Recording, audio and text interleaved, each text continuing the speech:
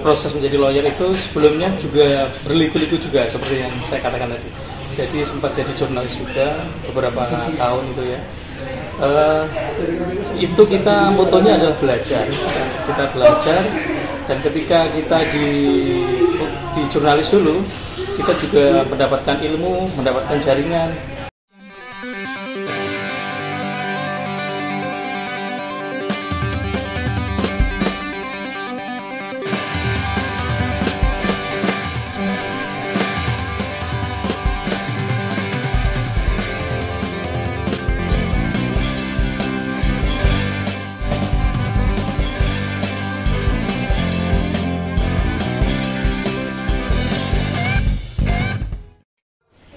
Ya, pemirsa, pada kesempatan ini kita kedatangan tamu yang luar biasa, masih muda, energik.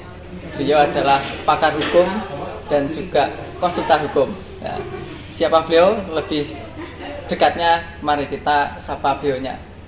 Gimana, Mas Rofi, kabarnya? Ya, baik. Terima kasih, Mas Ibat. Mas Dipa? Iya, sehat selalu, Mas.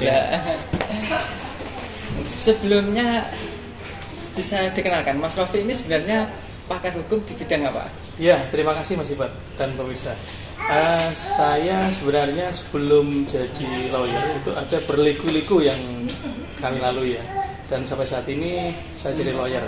Dan untuk lawyer sendiri, kita tidak membatasi apakah bidang pidana atau perdata. Akan tetapi kita lebih fokus biasanya ke bidang keperdataan biasanya. Perdata. Itu, iya. Kalau Mas Dipa mungkin? Kalau saya sih latar belakang saya dari corporate ya, dari corporate legal. Jadi dulu saya setelah saya S1 saya sempat di magang di Jakarta, di kantor lawyer di Jakarta, terus di Bank Bukopin juga pernah, terus terakhir di Pertamina Gas sebagai pembebasan lahan. Jadi saya lebih fokus ke corporate legal. Salah satunya yang saya tekuni hari ini adalah konsultan hak kekayaan intelektual. Jadi yang lagi rame-rame lagi ini, ada yang kemana hari lalu ada isu tentang kok ini merek si A kok diklaim oleh merek si B. Nah itu sebetulnya bidang kami di konsultan hak kekayaan intelektual. Itu yang saya tekuni hari-hari ini. Corporate ya? Iya. Iya. Mas Rafi dan Mas Dipa ya. Dulu Mas Rafi saya kenal adalah jurnalis. Ya. Betul.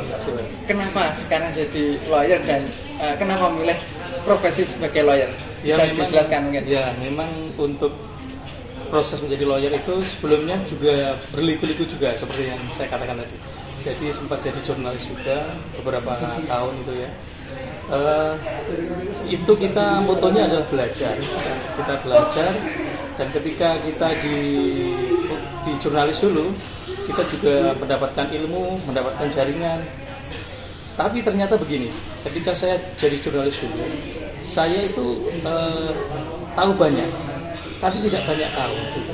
Maksudnya begini, ketika saya katakanlah liputan suatu di hukum gitu ya, pidana gitu, kita liputan, cuman saya tahu hanya kulit-kulitnya saja, tidak pernah mendampingi klien pada saat pemeriksaan dan sebagainya. Akan tetapi ketika kita di lawyer itu kita bisa mendampingi sampai selesai. Cuman tidak sebanyak yang pada saat di jurnalis gitu.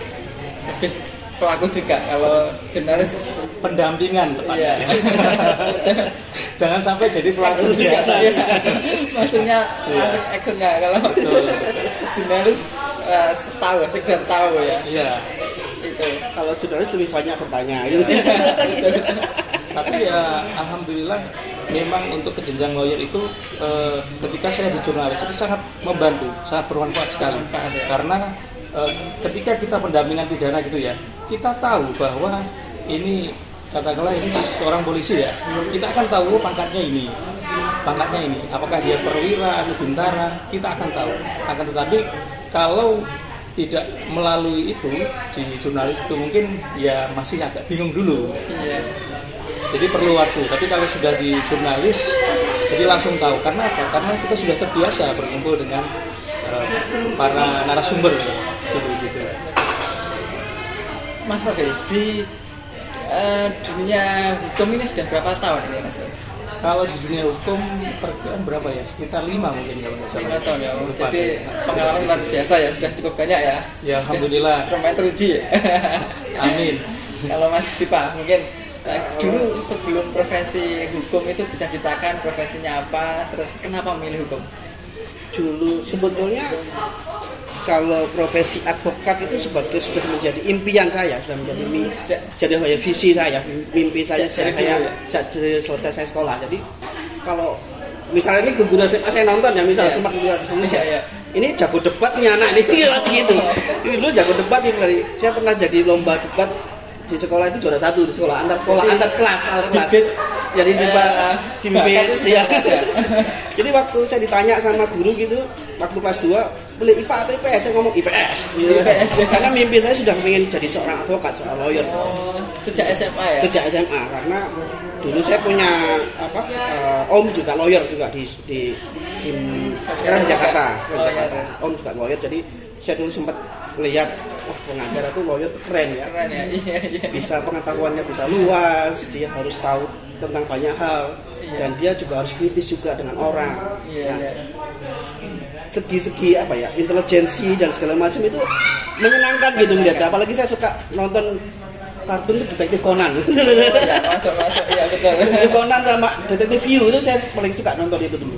Jadi makanya sebetulnya kalau dikatakan lawyer itu advokat itu sudah menjadi visi dan mimpi saya sejak dari dulu. Tapi mimpi dan visi seperti katakan Mas Rofi itu tidak akan terjadi begitu saja. Ada liku-liku perjalanannya. Jadi ketika saya selesai kuliah, dulu saya pikir selesai kuliah sambil PKPA saya akan langsung jadi lawyer gitu. Ternyata enggak bisa. Ternyata harus magang dulu, harus belajar dulu dengan orang, ikut orang dan segala macam. Jadi kebetulan saya dulu setelah dari S1 ikut PKPA di Surabaya di UNER. Setelah itu saya ke Jakarta magang di tempat salah satu senior di Pak Andes Inu namanya. Jadi saya salah satu senior di situ, saya ikut magang di situ selama 2,5 tahunan lah. 2,5 tahun magang ya. 2,5 magang. Selesai dari situ saya pikir saya sudah bisa jadi lawyer. Ternyata enggak. Butuh modal. Butuh modal, akhirnya saya kerja di Bank Bukopin pada waktu itu. Di Bank Bukopin sekitar 2,5 tahunan. Selesai dari Bank Bukopin ada perekrutan dari Pertamina Gas, saya ikut di Pertamina Gas. Saya di Pertamina Gas dari 2018 sampai 2014. 2014 sampai 2018 maksud saya ya. 2014 sampai 2018. Terus dari Bukopin, dari Pertamina Gas saya keluar, saya mencoba untuk pengen buka lawyer, ternyata masih gampang juga. Karena sudah menikah, kan kalau dulu di Pertamina Gas menikah gaji pasti, lawyer kan gaji nggak pasti gitu kan. Akhirnya sama istri kurang seret kerja ikut orang, ya udah saya ikut di Bari Tower pada waktu itu. Oke, sudah punya sertifikat, sudah sumpah waktu itu saya advokat sudah punya gitu. Tapi masih kerja ikut orang. Ya, jadi sertifikat advokat saya punya, konsultan haki saya waktu itu udah punya juga. Konsultan haki saya sejak 2010 pada waktu itu. Waktu istri saya ngomong, enggak lah itu ikut orang aja, ya udah. Akhirnya kerja lagi di Bari Tower, nggak bertahan lama. Jadi saya sih begini, kalau itu sebuah mimpi, visi, kalau bahasa saya Indonesia, kalau Tuhan sudah taruh di hati kita, itu akan mengejar kapanpun itu ada. Saya lupa bukunya siapa. Jadi kalau sudah suatu mimpi, visi itu dia ada di dalam hati kita, alam semesta itu kayaknya menyatu untuk mewujudkan hal itu. Saya lupa bukunya siapa itu berbahasa itu. Jadi itu, lawyer itu adalah visi bagi saya, mimpi bagi saya. Gitu. Dulu sempat di Pertamina ya? Iya. Kan gajinya tinggi ya, terus kenapa milih keluar itu? Jadi, ya itu tadi, saya ceritakan bahwa ketika kita punya mimpi, punya panggilan, punya visi, alam semesta itu kayak mengejar kita gitu, untuk mewujudkan visi mimpi itu. Nah, jangan-jangan apa gajinya kurang? Enggak, kalau gaji di Pertamina lebih-lebih lah. Sebenarnya gaji di Pertamina lebih-lebih. Cuma waktu itu selain kontrak habis, saya ada tawaran untuk di lain tempat, dan istri saya ngomong nggak usah, tetap harus di Jawa karena mereka itu sudah menikah. Nah, untungnya sudah menikah, jadi ya itu tadi, visi mimpi akan bergulir terus begitu, mengejar gitu. Siap. Terus gini. Oh ya, sebelumnya bisa dijelaskan latar belakang mulai Mas Febri dulu sekolahnya itu memang hukum atau mulai dari SD mungkin bisa jelaskan? Dari SD ini saya dari desa ya. Desa ya, desa terpencil. Kalau bisa dibilang terpencil ya, Iya, iya. tapi agak pojok. Pojok ya, bukan kota ya. Bukan kota, pinggiran. Gitu. Pinggiran. Setelah itu di SMP-nya SMP 1 Gangtang. Setelah itu SMA-nya dulu saya SMK dulu. SMK. SMA. Dulu impian saya itu ketika masih kecil itu kerja di sebuah perusahaan dan menekuni keterampilan tertentu. Karena di samping karena cita-cita itu, karena image di desa bahwa kalau dilahirkan orang dari orang tua yang kurang mampu, itu biasanya ya SMK aja. Iya, kebetulan langsung kerja. Kurang beruntung dulu. Tapi Iya, alhamdulillah SMK dengan liku-liku kehidupan itu kita bisa terus beranjak gitu ya. Jadi SMK itu sempat kerja setelah SMK. Iya. Pertimbangannya bahwa tidak perlu kuliah kalau SMK. Saat itu kerja, setelah keluar dari SMK kerja, dan setelah itu kerja di ini sempat jadi juga sales pernah biasa, jadi teknisi komputer pernah, terus jadi guru bahasa Inggris juga pernah dulu, guru bahasa Inggris, terus nyambi kuliah gitu, nyambi kuliah, dan akhirnya kita pengen masuk di jurusan hukum karena dulu pada saat kuliah SMK ke kuliah itu berapa tahun? Maksudnya sekitar 3 tahun baru kuliah. Nah, jadi ya kerja dulu 3 tahun itu kuliah. Dan pada saat kuliah itu begini cerita ya, pada saat kuliah itu biasa kan ada apa ya istilahnya rahasia polisi ya, rahasia polisi. Itu kita pas pakai sepeda motor itu dihentikan oleh dari polisi petugas itu. Mas bisa ini tunjukkan KTP dan SIM-nya gitu. Terus saya begini loh, mohon maaf Pak, surat-surat tugasnya mana? Bisa diperlihatkan kepada saya. Berani ya saat itu ya. Terus ini menanyakan ya. Oh iya ada. Iya kalau ada itu pasti bisa menunjukkan. Iya. Silakan mana suratnya gitu. Mau menunjukkan ternyata nggak ada. Terus akhirnya ke komandannya. Oke. Oh lah sudah nggak diperiksa. Nggak belum ini ceritanya belum selesai. Setelah itu ke komandannya. Terus Pak ini ada gini. Terus komandannya datang. Gimana Pak? Ini surat tugasnya mana Pak? Bisa ditunjukkan kepada saya. Sebelum bapak-bapak meriksa, otomatis bapak harus lengkap dulu dong. Itu lulus gitu. SMK padahal ya? Lulus SMA itu ya. Belum punya ijazah. Belum. S1 ya. Belum. Pemberani juga ya. Terus setelah itu ini suratnya. Terus setelah itu, oh iya, oh bener lah kalau ini baru bener. Oh ini calon-calon pengacara ini bilangnya gitu. Polisi bilang gitu. Iya. Gitu. Akhirnya jadi kenyataan. Akhirnya ya tetap ditilang, tapi kita tetap ngeyelnya itu ada. Oh gitu ya. Benih-benih jadi advokat sudah ada ya. Benih-benih jadi advokat itu yang pertama ya menurut saya salah satunya ngeyel juga perlu itu. Karena ngeyel untuk kebenaran sebenarnya. Kebenaran. Agar adil ya. Kalau misalkan untuk memeriksa seseorang itu kan harus bersih dulu, harus lengkap dulu baru memeriksa gitu. Terus setelah itu kuliah di sini di lokalan saja. Ya. Kediri aja ya. Iya. Jurusan hukum. Berarti biaya sendiri tuh ya waktu itu ya? Iya alhamdulillah biaya sendiri. Luar biasa ini. Tidak menggantungkan orang tua ya sudah bisa. Alhamdulillah. Kuliah sendiri. Kalau Mas Diva mungkin latar belakang pendidikannya bisa dijelaskan. Saya SD di kota ya, di SD Burengan 2 waktu itu. Terus SMP saya SMP negeri SMP 3.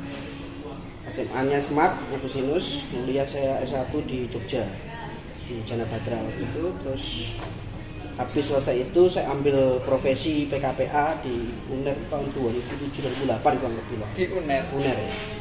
2007-2008. Setelah itu 2008 itu saya magang ke Jakarta. Di Jakarta itu saya kuliah kehidupan di sana. Jadi magang itu kuliah kehidupan, banyak cerita lah di Jakarta itu. Pertama itu kali magangnya juga ikut di lawyer advokat. Iya, kantor advokat, di kantor advokat. Di salah satu senior gitu. Ya, itu kesempatan banyak hal. Ada pertama-tama bikin surat kuasa itu bagaimana, bikin gugatan itu bagaimana, tidak sesimpel yang kita bayangkan, ternyata bikin gugatan. Terus Mas Rofian masih tahu lagi gimana kita gugatan, bikin surat kuasa dan segala macam.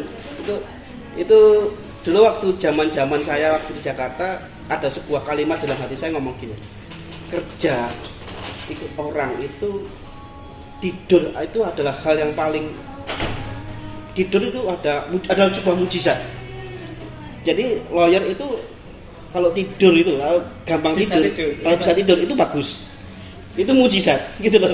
Jadi waktu di Jakarta tuh tidur saya sangat kurang sekali.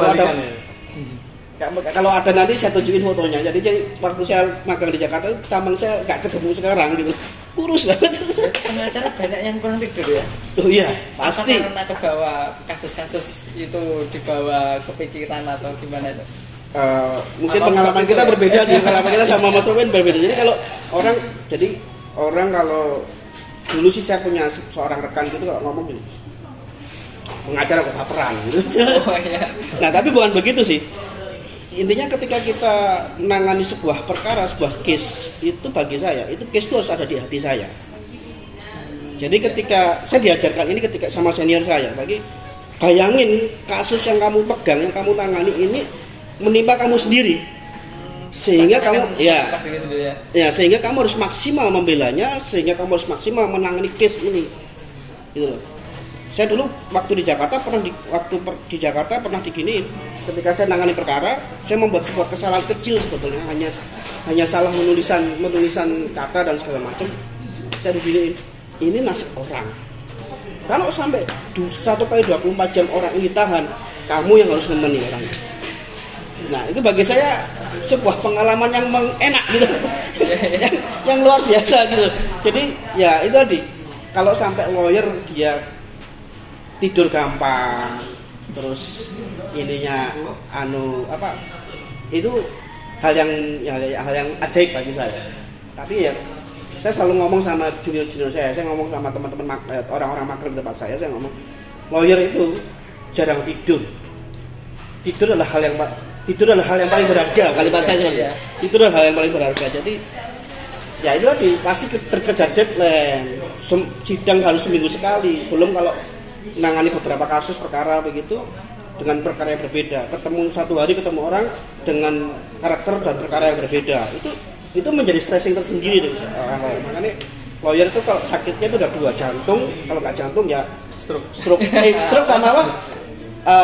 GERD, itu pasti itu tabung itu pasti. Udah itu penyakit yang lawyer itu. Jadi setiap profesi pasti ada liku-liku ya, atau positif. Cuman begini, kalau kita menangani perkara biar ini maksimal, biasanya kalau kami itu membatasi, artinya dalam minggu ini kalau misalkan ada yang masuk, kalau memang tidak memungkinkan kita tolak, karena kita ingin maksimal dalam proses pendampingan maupun proses jadi memilah-milah juga, nggak semua terima ya biar maksimal. Iya. Kalau awal-awal dulu mungkin lawyer baru biasanya mencari perkara kan. Mencari perkara. Kalau ada perkara masuk pasti diterima. Kalau sekarang ya kita pertimbangkan ya. Iya. Gitu. Betul. Karena biar optimal untuk penanganannya. Iya. Terus sampai Mas Rofi kan 4 tahun. Berarti sama ya 4 tahun ya. Itu sudah 5 tahun sih. Berapa? Lebih senior dia. Sama-sama. Ini kasus atau sidang sudah berapa kali? Kalau dihitung, selama 4 tahun ya, tidak bisa dihitung ya. Banyak lah ya. Terus kasus yang paling besar, yang paling berkesan bisa ceritakan, Mas Rofi dan Mas Dipal ya, selama saya, perkara itu tidak ada besar kecil, semuanya kita anggap besar. Karena apa? Karena kita perhatian, care terhadap klien. Jadi apapun kepentingan klien, begini, kalau orang yang kurang mampu, tanah sejengkal pun itu dianggap bahwa ini besar. Kalau orang yang konglomerat, tanah berhektar-hektar, puluhan hektar, itu dianggap kecil. Ya. Oleh karena itu kita tidak membatasi apakah besar kecil, tapi ketika kita menangani suatu perkara, maka kita anggap besar. Gitu. Kita seoptimal mungkin untuk penanganannya. Yang paling berkesan selama menghadapi ini mungkin kasus yang sangat unik atau yang paling membawa suasana atau apa ya yang paling berkesan lah? Yang paling berkesan ya menangani apa termasuk mungkin? menangani yang ini kasus-kasus terkait yang menimpa orang-orang yang susah seperti pedagang sayur dan sebagainya. Ketika Pernah dia, itu? Gimana ceritanya? pernah. Jadi ceritanya ya ini lawannya cukup besar. Jadi Lawan pedagang sayur. lawannya cukup orang yang berduit ya. Iya. Kita di luar ini ya, kita tidak membahas secara materialnya, akan tetapi tidak imbang antara lawan dan iya. karena itu kita dampingi agar ini bisa imbang gitu. Bisa menang juga. Itu proses ya. Proses ya. Saya proses itu butuh proses itu. Terus yang kedua, kita lawannya di Blitar itu ada juga. Kita BPN di PTUN. PTUN juga begitu. Ini ada seorang masyarakat. Ini dia sertifikatnya akhirnya dipakai oleh orang lain dan akhirnya dibalik nama ke orang lain juga. Terus kita pendampingan sama Mas Diva juga ini kita dari tingkat awal terus banding dan kasasi, alhamdulillah kita menang gitu. Lawannya BPN. Kalau boleh tahu ya, selama kasus ini persentase menang kalah itu berapa? Sering menang sering kalah ya? Ya Begini, sehebat apapun seorang lawyer itu Iya. pasti pernah kalah gitu ya. Akan tetapi persentasenya gimana? dalam proses penanganannya kita seoptimal mungkin. Dan ini berkaitan juga jam terbang. Ketika jam terbangnya kecil, otomatis ya prosentasenya juga ini. Tapi cuma alhamdulillah pengaruh ya. Kita lebih besar kemenangannya. Luar biasa. Mungkin sekitar berapa jadi persentase kita ya nggak etis lah kalau kita ngomong persentase. Tapi alhamdulillah Lebih persentase menang ya. Mas Diva mungkin bisa diceritakan. Kalau saya menangani sebuah perkara itu gini, saya melihat sisi keunikannya. Jadi setiap perkara itu ada sebuah seninya, ada ilmunya masing-masing. Setiap masalah beda ya. Setiap masalah beda, ada karakternya masing-masing, banyak karakter kan. Seperti yang dikatakan Mas Rofian tadi bahwa ketika kami menangani masalah perkara, saya menangani perkara, saya juga memilah dalam artian begini.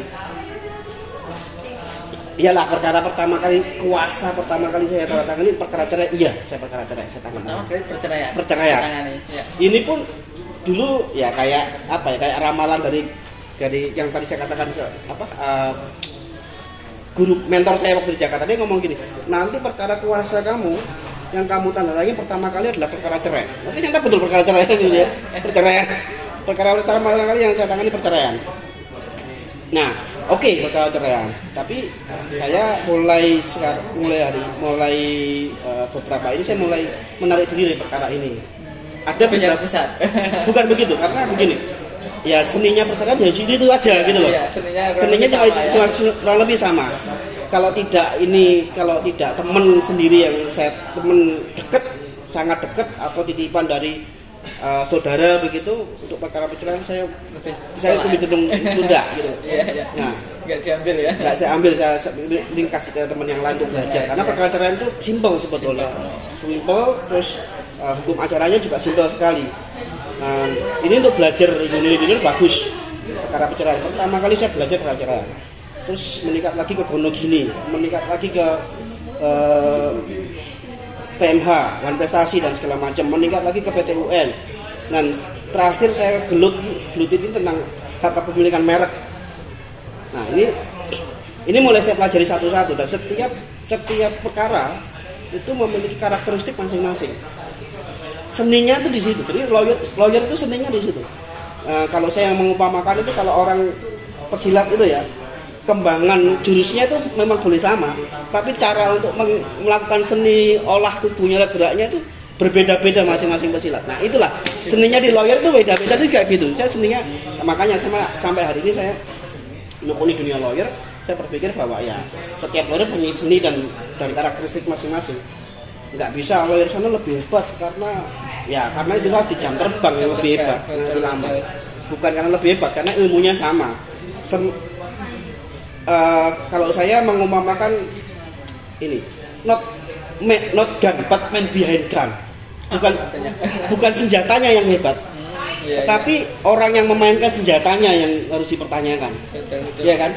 Orang boleh sama-sama punya katakannya yang lagi tren nih, senjata yang lagi tren lagi sebut-sebut di itu nih di kasus yang sebelah Glock misalnya sama-sama punya Glock. Belum tentu orang yang pegang Mas Rofi sama-sama pegang Glock, sama-sama Glock, belum tentu dia saya lebih hebat dari Mas Rofi juga belum tentu sama-sama Glock padahal senjata Glock itu senjata yang paling luar biasa gitu loh, buatan Austria waktu Glock itu. Dan itu senjata hebat menurut saya. Tapi nggak semua orang bisa memainkan senjata Glock ini. Jadi sama kayak dunia hukum juga. Saya rasa dunia lain juga sama sih. Tapi terutama di dunia hukum juga. Orang belajar pasalnya sama kok, undang-undangnya sama kok. Iya kan? Terus waktu materi di kuliah juga sama kan? Sama. Ada hukum acara perdata, hukum acara pidana, 4 SKS masing-masing kan sama. Porsinya sama. Cuma pertanyaannya adalah bagaimana caranya kita mempermainkan itu, bagaimana caranya kita membuat seninya itu bagaimana.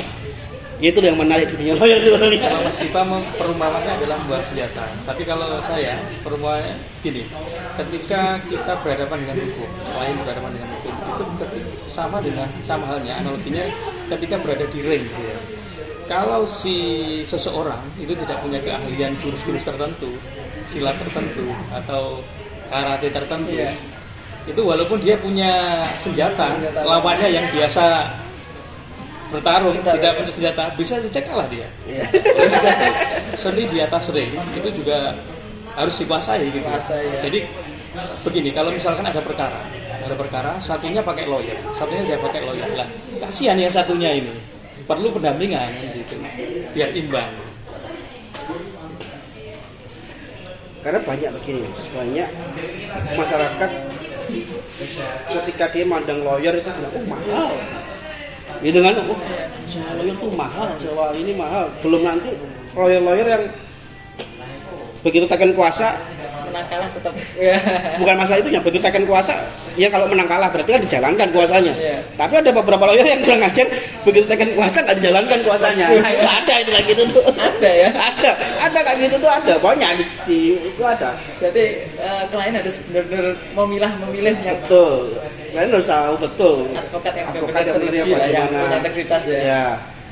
Ada lagi yang ngaku-ngaku advokat banyak di sini juga. Walaupun nggak punya lisensi advokat, cuma gaya ngomongnya, terus nunjukin foto itu aku di pengadilan. Karena yang ngaku-ngaku itu ngomongnya seakan-akan lebih hebat dia. Karena kalau misalkan sesungguhnya, padahal dia belum advokat. Gitu. Jadi misalkan ada seorang kena masalah gitu ya, oh kamu nanti dihukum mesti begini, hukumannya segini, itu pasti begitu. Ngomongnya seakan yang pasti-pasti. Padahal seperti kalau kita advokat, kita itu punya kode etik. Jadi ketika kita berbicara, kita bertingkah laku, kita menjalankan kuasa, itu harus ada kode of conduct yang harus dijalankan. Kan? Itu yang membuat advokat itu kan profesional dalam menjalankan perkara. Jadi menjalankan perkara dari klien. Itu pemirsa, bagi masyarakat atau klien ketika punya masalah, punya hukum, harus benar-benar memilih advokat yang benar-benar punya integritas ya, punya integritas, track recordnya gimana, jangan syukur kepancing omongan padahal dia itu belum punya lisensi advokat. Nah itu hati-hati bagi masyarakat. Gitu. Oh ya Mas Dipa itu lebih di corporate. Gitu. Apa masalah yang mungkin kan kalau corporate lebih nominal besar mungkin yang nominal besar. Jadi kalau di Kediri masih belum ya. Belum ya, jadi yang perusahaan. Jadi gini, orang itu lebih saya mau perumpamakan gini, orang itu lebih suka mengobati daripada mencegah penyakit. Sampai corporate lawyer itu lebih spesialisnya adalah mencegah supaya ketika ada permasalahan ini loh sudah ada tamengnya. Kalau kamu nanti misal ini salah satu misal tentang hak intelektual tentang haki gitu. Misal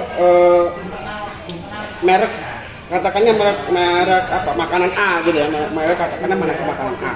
Atau kita boleh ini nyebut ini. Enggak apa-apa ya, misal kafe ini ya, papringan gitu.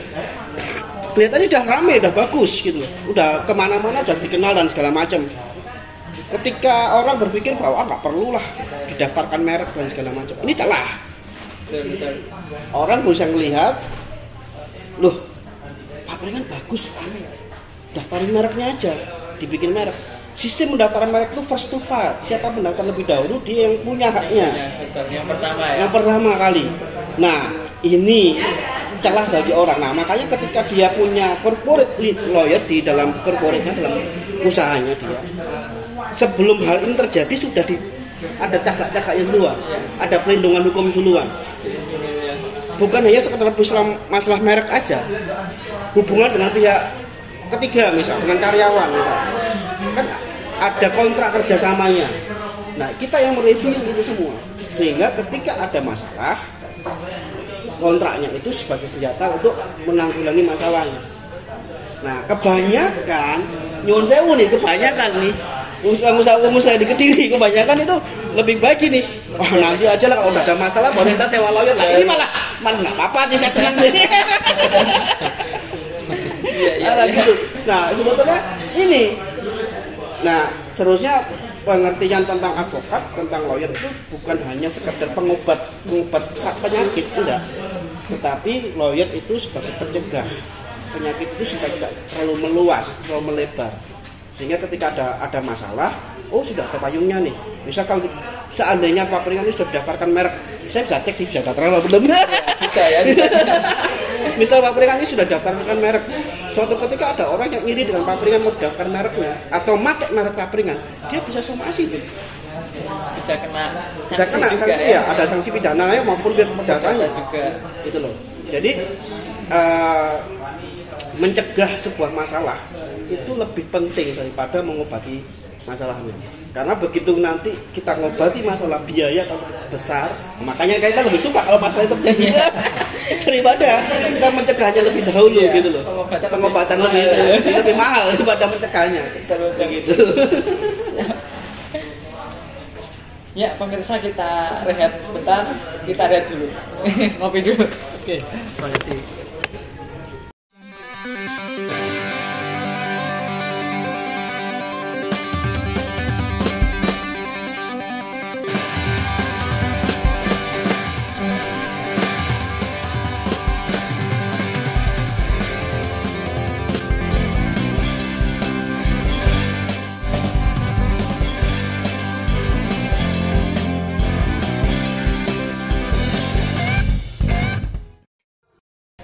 Ya, Mas Rafi dan Mas Dipa, ini ada pertanyaan di pemirsa ya. Ketika ada suatu masalah, anggap saja waris itu, ketika keluarga itu masuknya itu di pengadilan apa? Bisa dijelaskan, Mas Rafi? Oke, terima kasih Mas Iban. Jadi begini, kalau ada seseorang yang terkena masalah, maka kita harus memilah-milah dulu. Karena apa? Karena peradilan Indonesia itu ada beberapa, ada 4 ya. 1, peradilan umum, itu di pengadilan negeri gitu ya. Biasanya kalau pengadilan umum itu menyangkut sengketa perdata maupun pidana, itu di pengadilan negeri. Yang kedua adalah pengadilan agama. Kalau pengadilan agama itu biasanya berkaitan dengan family law, hukum keluarga. Akan tetapi itu yang bersengketa adalah warga yang beragama Islam atau Muslim gitu ya. Terus yang berikutnya adalah PTUN, Pengadilan Tata Usaha Negara. Pengadilan Tata Usaha Negara itu adalah pengadilan yang kita bersengketanya adalah hasil dari keputusan TUN, Tata Usaha Negara, yang dikeluarkan oleh pemerintah. Jadi seperti pembatalan sertifikat dan lain sebagainya, pembatalan SK dan lain sebagainya, itu di PTUN. Terus yang terakhir itu di peradilan militer, pengadilan militer. Itu menyangkut para TNI ya, ketika ada masalah. Jadi kalau misalkan ada prajurit yang masih aktif, catatannya yang masih aktif ya, yang terkena masalah dan sampai disidangkan, maka sidangnya adalah di peradilan militer gitu. Nah, terkait dengan waris, waris kita lihat dulu subjeknya. Kalau subjeknya adalah dia beragama Muslim, maka di pengadilan agama. Akan tetapi kalau non Muslim, maka itu di pengadilan negeri gitu. Iya. Jadi itu pemirsa, tata cara pengadilan itu ada 4 ya. Yeah. Ada yang peradilan negeri, PTUN, agama, dan militer. Yeah. Jadi masyarakat harus bisa memilah. Jadi lihat kasusnya itu. Itu gini, Mas Rafi dan Mas Dipa ya. Kita kan terkait advokat, organisasi kan banyak. Itu sebenarnya organisasi ada apa saja sih? ini kan dilihat ada pecah, ada KAI, Peradi, terus pecah lagi. Itu bisa dijelaskan lebih detail ke masyarakat mungkin. Ya, memang ketika seseorang atau katakanlah secara komunal itu biasanya berorganisasi, termasuk organisasi profesi. Kalau di advokat itu ada Peradi, ada KAI. Mungkin kita tidak akan membahas lebih detail, akan tetapi ketika organisasi itu legal, itu pasti mau menyumpahkan orang yang calon advokat itu disetujui oleh PT Pengadilan Tinggi, biasanya begitu. Parameternya biasanya begitu. Walaupun katakanlah seperti organisasi A gitu ya, pecah jadi berapa. Akan tetapi ketika dia melakukan pendidikan, jenjang pendidikan PKPA, terus UPA. PKPA itu pendidikan khusus profesi advokat. UPA itu ujian profesi advokat dan penyumpahan, dan itu ketika disetujui oleh PT biasanya itu legal untuk organisasinya gitu. Jadi sebetulnya peran organisasi advokat itu sebetulnya cukup sentral, cukup penting, sangat penting karena begini, di dalam organisasi advokat siapa yang menegakkan kode etik kalau tidak organisasi advokat tersebut, gitu. Nah, dan masyarakat juga perlu tahu sumpah advokat, setiap advokat selalu punya kartu KTA anggota advokat. Yang pertama, terus yang kedua dia punya berita acara sumpah yang dari Pengadilan Tinggi. Yang sering dibawa oleh advokat itu adalah KTA dari organisasi advokat. Nah, ini yang paling penting. Kadang-kadang yang saya ceritakan tadi di awal, banyak advokat yang ngaku-ngaku sebagai seorang advokat, ya kan? Banyak orang yang ngaku saya advokat pengacara dan segala macam, tapi lihat KTA-nya dulu. Iya. Bener nggak disumpah? Kalau kelihatan, dari KTA-nya pasti kelihatan. Mau Peradi, mau KAI, mau Peradi SAI. Kebetulan saya sama Mas Sofi dari Peradi SAI gitu. Dan itu pun pasti ada ininya kode etik dan segala macamnya yang ada di dalam masyarakat ketika kita menangani masalah. Nah, kalau kartu KTA kami SAI, Peradi SAI itu udah barcode. Jadi masyarakat bisa ketika dia nunjukin KTA ada barcode-nya, begitu dicek, pasti udah muncul di DPN kita, gitu. Di Dewan Nasional, di Dewan Pengurus Nasional pasti udah muncul nama kita, ijazah kita dan segala macam, muncul nama kita, kapan kita disumpah dan segala macam. Nah, ini penting karena masyarakat supaya tidak terlalu percaya dengan omongan orang, karena banyak sih orang-orang, saya sering kali menangani perkara udah parah, sudah nyun sewu, orang sudah nggak punya apa-apa karena ditangani yang salah, dengan orang yang salah orang juga gitu loh. Akhirnya perkaranya sudah lama, sudah bobrok, datang ke kita ya gimana lagi begitu. Sudah memperbaiki, harus effortnya akan lebih dalam lagi begitu. Ini penting. Terus tentang pendidikan khusus profesi advokat, itu yang berhak melakukan adalah organisasi advokat. Nah, kebetulan kita juga ada PKPA nanti. Tapi kita juga punya PKPA nanti bulan November ya. Jadi kita PKPA itu kayak ujiannya itu ya. Bukan, pendidikan profesi. Jadi advokat sebelum dia disumpah advokat, dia harus mempunyai 3 tahapan. Yang pertama dia ikut pendidikan profesi dulu, PKPA itu. Terus yang kedua dia harus magang selama 2 tahun berturut-turut di advokat senior yang kurang lebih dia harus beroperasi sekitar 7 tahun. Yang magangnya? Yang magang itu ya, tempat magangnya. Terus yang ketiga dia harus disumpah oleh Pengadilan Tinggi. Jadi seorang advokat nggak segampang yang kita bayangkan gitu loh. Prosesnya cukup panjang.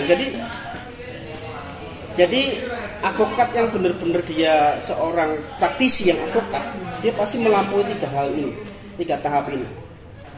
Kalau di Pradisai kita ketat dengan ini ya, Mas. Kode etik kita juga ketat dan segala macam. Jadi kita nggak main-main lah dengan hal ini. Kalau ada sesuatu pasti kita kena kode etik dan segala macam. Makanya penting sekali organisasi advokat ini supaya supaya menegakkan kode etik. Iya. Kalau boleh diketahui, organisasi profesi advokat ini yang legal atau yang berhak mengadakan kayak jenjang profesi itu ada berapa sebenarnya? Tadi kan KI, Pradi, kan ada lagi KI, Pradi, AAI, IKADIN dan lain sebagainya. Banyak. Sebetulnya kita nggak bisa nyebutin satu-satu sih, Ya, cuma ada banyak lagi. kita nggak enak kalau nyebutin satu. Yang khususnya kita iya legal lah. Kalau sepanjang dia bisa mengajukan sumpah di pengadilan tinggi, sebelum pengadilan tinggi di tempat di mana dia disumpah. Dalam artian kalau Jawa Timur dia berarti Surabaya, gitu kan. Pengadilan tinggi Surabaya. Sepanjang advokat itu disumpah di pengadilan tinggi Surabaya dan dikeluarkan oleh KTA dari organisasi advokat dia bernaung, itu oke. Bisa beracara juga. Bisa beracara juga. Dan setiap pengadilan negeri sudah tahu itu. Jadi begitu kita beracara di pengadilan negeri, awal pertama kali yang dicek adalah itu berita acara sumpah, surat kuasa, berita acara sumpah dan KTA. Berarti kalau masyarakat ingin tahu ini beneran lawyer yang legal atau advokat yang legal bukan tuh gimana prosesnya biar mengetahui ini advokat beneran, ini advokat abal-abal misalnya? Ada biasanya begini, kalau untuk mengetahui legal tidaknya itu yang pertama KTA, kartu anggota. Cek dulu KTA-nya. Yang kedua itu BAS, berita acara sumpah. Nah, berita acara sumpah dari pengadilan tinggi. Jadi ketika organisasi itu legal dan pengacara itu legal, pasti pernah disumpah di pengadilan tinggi. Gitu. Jadi dua itu ya, kalau seseorang ingin ngecek Dua. ini advokat beneran apa? Simpel kalau di pradi saya bisa ngomong, kalau pradi yang lain saya nggak bisa ngomong. Ya. Kalau pradi saya kartu advokatnya ada barcode-nya. Begitu di barcode, di Google di barcode, klub itu pasti muncul. Ada sih kartu advokat yang abal-abal juga ada, dalam artian dia mencoba untuk memalsu salah satu organisasi advokat bisa sih ada. Tapi kalau di kami untuk membatasi hal itu kami ada barcode-nya. Jadi begitu di barcode nanti langsung linknya langsung ke DPN. Soalnya gini, banyak ini karena profesi mungkin cukup menggiurkan ya. Nah akhirnya banyak yang abal-abal. Soalnya saya dengar dari masyarakat ya, sampai karena banyaknya orang mengaku ya, setelah ada yang bilang pemandu lagu itu loh punya KTA advokat lah, itu kok bisa itu loh. Itu berarti abal-abal ya. Saya pernah dengan masyarakat ya, sekelas pemandu lagu itu punya KTA advokat loh. Itu apa enggak? Jadi gini, gimana itu menanggapi karena maraknya nggak bisa dikatakan bahwa dia abal-abal atau enggak, tapi perlu dibuktikan sih apakah betul dia seorang advokat atau enggak. Perlu dibuktikan. Nah, pertama tadi buktinya parameternya itu ada BAS, ada sama KTA. Yang dari KTA itu pasti bisa tembus lah. Masing-masing organisasi advokat pasti bisa punya ciri-ciri lah untuk mengklasifikasi itu. Soalnya saya baru ngobrol itu dia kagum loh, sekelas pemandu lagu punya KTA pengacara loh. Ini kok aneh. Nah kadang-kadang lucu juga ada orang yang gini, sebetulnya gini, ciri-ciri advokat ini kalau saya menilai sih, advokat yang benar-benar advokat, dia itu tidak pernah menjamin kemenangan terhadap klien. Jadi ketika dia mau menjamin 100% pasti menang, enggak bisa. Kita yang bisa menjelaskan, prosesnya adalah nanti kita mesti gugatan. Pembuktiannya bagaimana? Ibu punya bukti ini enggak? Sertifikat mereknya asli atau enggak? Waktu pendaftaran oke enggak? Melalui proses yang benar apa enggak? Mana buktinya? Ya kalau bukti seperti ini, ya kita coba untuk mengusahakan. Kita nggak bisa menjamin 100% menang. Pasti ini nggak bisa. Nggak boleh, ada kode etiknya. Ya. Terus begini, kita harus meluruskan persepsi dari masyarakat. Jadi persepsi dari masyarakat itu terkadang tidak bisa membedakan antara ilmu sosial dengan ilmu hukum. Begini penjelasannya. Kalau ilmu sosial, itu terkadang masyarakat hanya dengar, wah ini misalkan ya, Mas Ibad ini satu kampung tahu bahwa Mas Ibad ini anaknya si A. Akan tetapi itu adalah ilmu sosial. Tapi ilmu hukumnya itu harus diwujudkan ada aktenya, contoh real contoh ringan seperti itu. Jadi terkadang masyarakat itu, saya pernah dengar begini, saksinya banyak, sak kampung itu tahu. Padahal ketika dinaikkan di proses litigasi, yang namanya saksi itu kan orang yang mengetahui, melihat, mendengar secara langsung. Kalau berdasarkan katanya itu adalah testimonium de audito, itu tidak masuk dalam kesaksian. Jadi ketika kita mau ke proses litigasi, maka kita harus membedakan, harus memilah-milah antara ini ilmu sosial, ini ilmu hukum. Jadi untuk menjadi ilmu hukum, buktinya harus kita fikkan dulu. Itu sama gini ya. Ini pertanyaan dari gini, Mas Taufik dan Mas Dipa, ada pertanyaan dari masyarakat yang masih meragukan advokat atau profesi advokat ya. Soalnya banyak orang itu mengaku pengacara, tapi dia itu apa ya? Hanya main sogok, terus main apa ya? Kayak apa ya? Markus itu lah, maksudnya maklar kasus. Tapi dia itu nggak pernah beracara, tapi cuma main lah. Untuk mengetahui seseorang itu berkualitas di pengadilan, itu gimana tuh? Soalnya banyak pengacara cuma kayak maklar kasus gitu. Itu memberikan edukasi ke masyarakat. Jadi biasanya begini, pengacara-pengacara yang profesional itu dia tidak mencari perkara. Akan tetapi kalau ada perkara, dia menjalankan. Jadi ketika ada perkara saja, tapi dia tidak akan mencari-cari. Itu yang pertama. Yang kedua, dia ini tidak akan menjanjikan kemenangan, tapi akan menjalankan suatu kuasa secara profesional, secara optimal. Itu. Terus yang berikutnya adalah secara teknis itu ya. Secara parameter itu tadi ya. Jadi seorang advokat yang sudah punya lisensi itu pasti punya dua. Satu adalah berita acara sumpah. Yang kedua adalah kartu advokat. Nah, ketika masyarakat katakanlah dia ingin mencari kepastian bahwa ini benar-benar legal atau tidak, dicarilah. Ini organisasinya apa? Dicek di situ ada. Gitu. Jadi advokat itu yang paling ditonjolkan adalah bicara masalah seni keilmuan tentang hukumnya, beracaranya. Jadi dia selalu bicara masalah alat bukti. Seperti dikatakan Mas Sofian tadi, kita boleh ngomong bahwa saya pemilik merek kedai papringan, tapi sertifikatnya saya nggak punya. Nah berarti kan belum tentu, gitu loh. Jadi ketika advokat ngomong selalu bicara masalah alat bukti, dan dia tidak boleh menjanjikan kemenangan, sama sekali nggak boleh menjanjikan kemenangan. Kalau ada advokat ngomong pasti menang 100%, bayar 200-300 juta dan segala macam, wah itu sudah perlu dipertanyakan. Karena itu tadi, dia harus menjunjung tinggi marwahnya sebagai kode etiknya, dia nggak boleh menjanjikan kemenangan. Apalagi sudah ngomong gampang bu, gampang, saya kenal Pak saya kenal si A, si B, si C, si D. Belum tentu juga seperti itu juga, gitu loh. Jadi yang ditonjolkan itu adalah seni beracaranya, gitu, yang paling menentukan. Jadi itu masyarakat pemirsa bisa jadi bahan pertimbangan juga ya, dan juga bisa menepis kalau ingin menang di suatu masalah harus punya uang banyak, kenal orang dalam lah, itu belum tentu ya. Yang penting bisa beracara dan keilmuannya sangat penting itu. Terus mungkin terakhir, mungkin bagi pemirsa untuk apa ya, nasihat bagi pemirsa untuk terkait dunia hukum, mungkin bisa di apa ya, memberi wejangan nasihat ke masyarakat. Kebetulan kami seorang pengacara. Kalau saya mengutip dari senior kami, bahwa kita seorang pengacara itu harus jadi mata bagi orang yang buta. Ini istilah kias ya. Menjadi telinga bagi orang yang tuli,